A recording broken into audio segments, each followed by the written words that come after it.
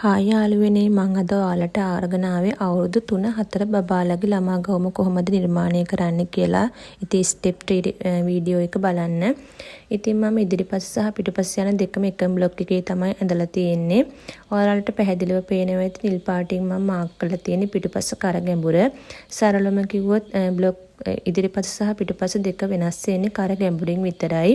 උරහිස් දෙකම සේම්. පොඩි බබාලගේ උරහිස් උඩට කරන්නේ නැහැ පිටුපස කරේ. ඉතින් අවුරුදු 3-4 බබාලගේ දෙන්නගේම බ්ලොක් එක මෙතන තියෙනවා.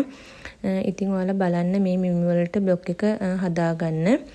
වටේට මැහුම් වාසි තියලා තියෙනවා. අපි කරට ගන්නේ මැහුම් වාසි කාලයි. භාගයක් ගන්නෙ නැහැ. ඉතින් වීඩියෝ ගොඩක් දිගට විස්තර කරන්න අමාරුයි. ඔයාලට මොනවා හරි ප්‍රශ්නයක් තියෙනවා නම් මට කමෙන්ට් එකක් දෙන්න.